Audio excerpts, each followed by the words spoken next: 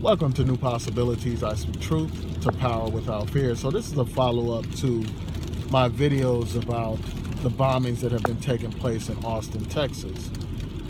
There's a serial bomber who has left packages at people's doorsteps, and 2 African-American men were killed.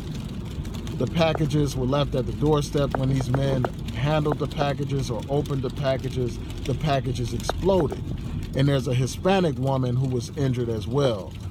There was another incident where a package was at her residence and she opened it or handled it and it exploded and she's injured.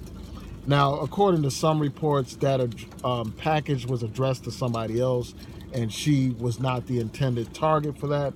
So there have been suspicions raised about whether or not this serial killer or bomber is motivated by hate, whether or not these are hate crimes, whether or not he's deliberately targeting black people.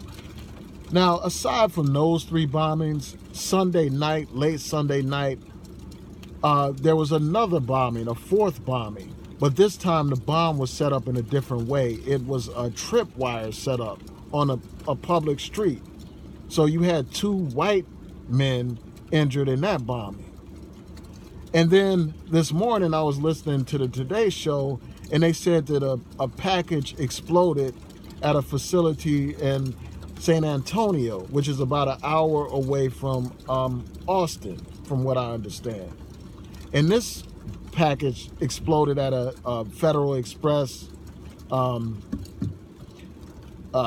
storage facility, where they ship off packages and all that kind of stuff. So there's some question about whether or not this package was intended to go to Austin as well. Throughout this whole situation, most of these packages were not delivered by a delivery service. They were carried there directly by the perpetrator. So this raises a lot of questions. There are a lot of issues about what is this man's motivation or this suspect's motivation. This could be a man or a woman. We don't know right now. We don't know the identity of this person. We don't know their real motivations. But based on the first 2 targeted killings that took place, the first 2 targeted bombings, it becomes clear to me that race may play a role in this whole situation.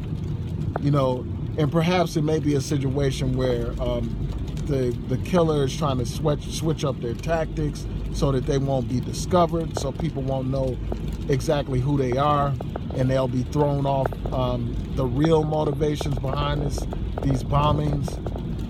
So it's just a matter of time before we find out. This person may not be discovered for years. We know about the Unabomber case, and more likely than not, I would say that this suspect is probably somebody who is in the military or someone who worked for law enforcement at some point. But I would guess that they would probably be in the military. And unfortunately, a lot of these people that participate in this serial killing and stuff like that, mass shootings or, other types of situations like this, many times they are ex-military people. And I don't think that that's a coincidence.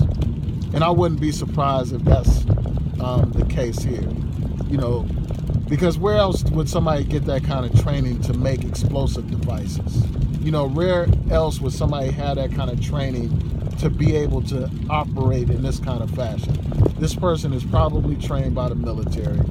And in the military, people become desensitized to violence, so it becomes easy for them to kill people without feeling any kind of emotional attachment or any kind of despair or guilt behind it.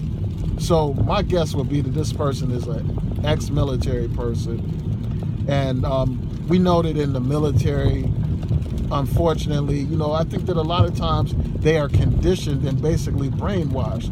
We know about the history of MK Ultra, and as I was doing research on Ted Kaczynski, the Unabomber, in preparation to do my first video about the subject on the bombings in Austin, I found out that he was subjected to experiments while he was at Harvard University.